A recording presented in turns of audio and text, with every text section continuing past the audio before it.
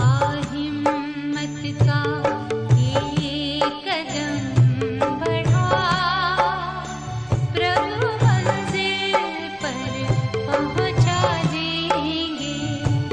सबका बोझ उठाने वाले, सबका बोझ उठाने वाले, तेरा भी बोझ उठा लेंगे।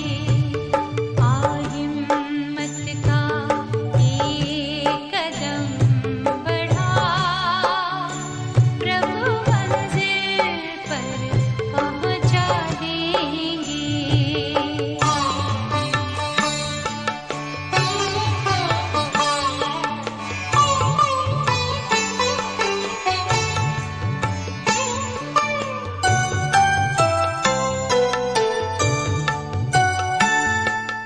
ओम शांति। अव्यक्त बाप दादा के 14/1/80 के महावाक्य हैं। रूहानी सेनानियों से रूहानी कमांडर। इस संगठन को अपने डबल सेवाधारी बच्चों को, जो हर एक डबल सेवाधारी, डबल नॉलेजफुल है, ब्रह्मा बाप बोले ये विशेष मेरी भुजाएं हैं, और शिव बाप बोले ये मेरी रुद्रमाला, रुद्रमाला में विशेष मणके हैं। राइट हैंड अर्थात सदा समान, स्वच्छ और सत्यवादी। ब्रह्मा बाप मुस्कुराए और मुस्कुराते हुए बोले हर एक का पोता मेल तो आपके पास है ही। जब पोता मेल देखने की बात आई, हर एक बच्चे का पोता मेल इमर्ज हुआ एक घड़ी के रूप में। हर एक की 4 सब्जेक्ट के 4 भाग थे। यहाँ सृष्टि चक्र का चित्र बनाते हो ना, हर भाग में अलग अलग कांटे लगे हुए थे, जो हर एक के चारों सब्जेक्ट की परसेंटेज बता रहे थे। तो बाबा ने देखा 2 सब्जेक्ट के परसेंटेज की रिजल्ट बहुत कम थी। इस रिजल्ट के प्रमाण एवर रेडी ग्रुप कहेंगे। जैसे विनाश का बटन दबाने की देरी है, सेकंड की बाजी पर बात बनी हुई है, ऐसे स्थापना के निमित्त बने हुए बच्चे 1 सेकंड में तैयार हो जाएं। ऐसा स्मृति का समर्थ बटन तैयार है, जो संकल्प किया और अशरीरी विश्व कल्याण की स्टेज पर स्थित साक्षी दृष्टा हो विनाश लीला देख सकें। देह के आकर्षण, संबंध, पदार्थ, संस्कार, इन सब के आकर्षण से परे, प्रकृति की हलचल की आकर्षण से परे फरिश्ता बन ऊपर की स्टेज पर स्थित हो शांति और शक्ति की किरणें सर्व आत्माओं के प्रति दे सकें। बाबा ने कहा जैसे बाहुबल वाली सेना में वैरायटी प्रकार के सैनिक होते, कोई बॉर्डर पर जाने वाले, युद्ध के मैदान पर जाने वाले अर्थात डायरेक्ट वार करने वाले, और दूसरे उसकी पालना करने वाले पीछे होते। डायरेक्टर तो बैकबोन होते हैं। मैदान में आने वाली सेना के आधार पर ही विजय अथवा हार की बात होती है। अगर मैदान में आने वाले कमजोर, शस्त्रहीन, डरपोक होते तो कभी भी डायरेक्टर की विजय नहीं हो सकती। तो बाबा ने इसलिए कहा सामना करने की शक्ति, अनुभव करने की शक्ति, सभी को श्रेष्ठ चरित्र द्वारा बाप दादा का चित्र दिखाने की शक्ति ऐसे शस्त्रधारी हैं। चारों ही सब्जेक्ट्स के चारों ही अलंकार हों। बाबा ने कहा ये 4 अलंकार 4 सब्जेक्ट की निशानी है। तो बाबा ने फिर कहा विजय के आधार मूर्त ग्रुप हो, तो मजबूत हैं, आधार हिलने वाला तो नहीं है। बाबा ने कहा याद और धारणा, इन दो सब्जेक्ट पर भी ज़्यादा अटेंशन दे। चारों ही अलंकारधारी बनो, नहीं तो बाबा ने कहा सृष्टि की आत्माओं को संपूर्ण साक्षात्कार नहीं करा सकेंगे। लौकिक और ईश्वरीय शरीर निर्वाह अर्थ और आत्म निर्वाह अर्थ डबल सेवा मिली हुई है।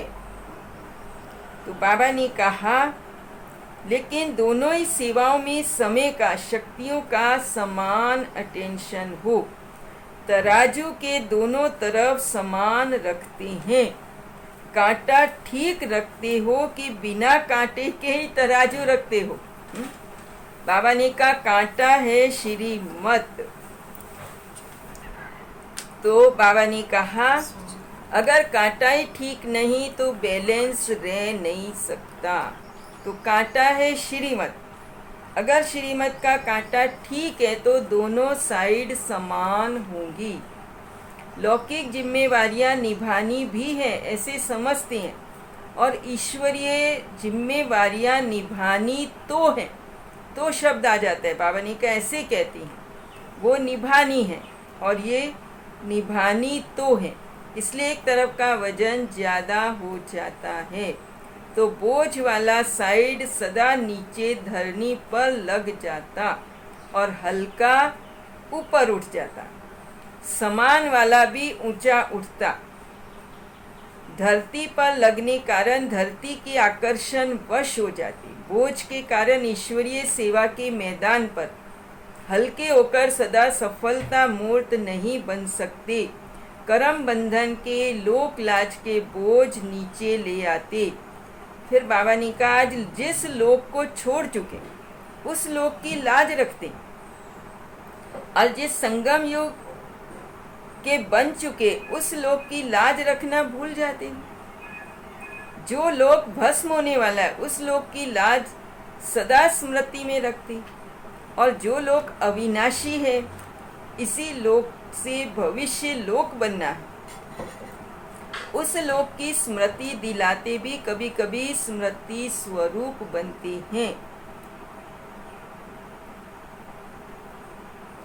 गृहस्थ व्यवहार और ईश्वरीय व्यवहार दोनों में समानता रखना, सदा दोनों में हल्के और सफल होना। गृहस्थी बनते हो तो बहानेबाजी बहुत करते हो, बाबा ने कहा। हाँ, ऐसे है ना वैसे है ना, बात को भी बढ़ाने लग जाती। ये पाठ बाप को भी पढ़ाने लग जाती। बाबा ने कहा ट्रस्टी बन जाओ तो बहानेबाजी खत्म हो, चढ़ती कला की बाजी शुरू हो जाएगी। बाबा ने कहा ट्रस्ट व्यवहार है, जिम्मेवार और निमित्त आप हो। जब ऐसे संकल्प में परिवर्तन करेंगे तो बोल और कर्म परिवर्तन हो ही जाएगा। बाबा ने कहा कर्म योगी सहज योगी का हर एक सैंपल अनेक आत्माओं को श्रेष्ठ सौदा करने के निमित्त बना सकते हैं। जो भी हद के गुरु होते उनका एक गद्दी नशीन शिष्य अपने गुरु का नाम बाला करते हैं, और यहाँ सतगुरु के इतने सब तख्त नशीन बच्चे, और एक एक बच्चा कितना श्रेष्ठ कार्य कर सकता है। बाबा ने कहा जैसे बाबा ने कहा आज डॉक्टर्स में भी हद की डॉक्टरी में कोई आँखों का, कोई विशेष गले का, कोई सर्जन, कोई सिर्फ दवाइयाँ देने वाला। इस रूहानी डॉक्टरी की क्या विशेषता है? एक सेकंड में किसी के पुराने संस्कार रूपी बीमारी को नैनो की दृष्टि द्वारा समाप्त कर दें। उस समय उस बीमारी से उसको भुला दें। अपनी दृष्टि द्वारा किसी के पुराने संस्कार को पहले दबा दें, फिर समाप्त कर दें, उस समय शांत कर दें। ऐसी विशेषता वाले डॉक्टर हो, बाबा ने कहा। जैसे डॉक्टर गोली देकर थोड़े समय के लिए दर्द को दबा देते, ऐसे आँखों के डॉक्टर जो दृष्टि से उसको संतुष्ट कर दो। और बाबा ने कहा ऑपरेशन वाले डॉक्टर ऑपरेशन करते हैं, अपने में जो शक्तियाँ हैं वो शक्तियाँ यंत्र हो जाएं, जिन यंत्रों द्वारा उनकी कमजोरियाँ समाप्त हो जाएं। तो बाबा ने कहा ऐसे अपनी शक्तियों के यंत्र द्वारा बीमारी को ठीक करो, कामी को निष्कामी, क्रोधी को निक्रोधी बना दो। सहन शक्ति का यंत्र यूज करना पड़े। जैसे उसमें आँख नाक सबके अलग अलग स्पेशलिस्ट होते, ऐसे यहाँ भी अलग अलग विशेषताएं हैं। बाबा ने कहा जैसे इंजेक्शन लगाकर सेकंड में उसके दर्द की सुध बुध भुला देते, ऐसे ज्ञान इंजेक्शन भी लगाओ जो पुराने संस्कारों की सुध बुध भूल जाए। बाबा ने कहा। फिर बाबा ने इंजीनियर्स को भी कहा कि आप रूहानी ईश्वरीय सेवा की विधि पूर्वक वृद्धि कैसे हो उसका प्लान बनाना पड़े। अभी ऐसा प्लान बनाओ जो कम खर्च और अधिक सफलता वाला हो।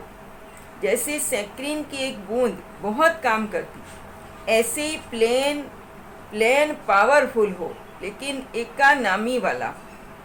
आजकल के समय अनुसार एकानामी भी चाहिए और पावरफुल भी चाहिए। रूहानी गवर्नमेंट के इंजीनियर्स ऐसा प्लान तैयार करो। आज बाबा ने कहा यहाँ भी प्लान इकोनॉमी हो, संदेश अनेकों को मिल जाए। जैसे वहाँ सोचते हैं अनेकों को रोजी मिल जाए और यहाँ अनेकों को संदेश मिल जाए, क्योंकि सत्युग में इंजीनियर्स कम समय में सुंदर चीज़ें तैयार करेंगे। तो यहाँ से ही संस्कार चाहिए ना। बाबा ने कहा हर एक को समझना चाहिए मुझे सफलता का सबूत देना है। समाप्ति भी एक सेकंड में नहीं होगी, धीरे धीरे परिवर्तन होगा। हलचल तो शुरू करो। बाबा ने कहा जो सभी क्यू में आ जाए, लेकिन शुरू हो जाए और सबके दिल से ये आवाज़ निकले अब दुनिया, नई दुनिया आने वाली है। जैसे साइंस वालों ने चंद्रमा पर जाकर थोड़ी झलक दिखाई तो सब प्लॉट लेने के लिए तैयार हो गए।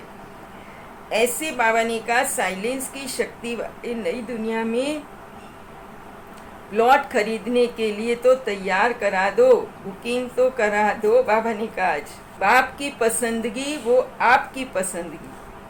बाबा ने कहा लोग पसंद तो स्वतः ही बन जाएंगे।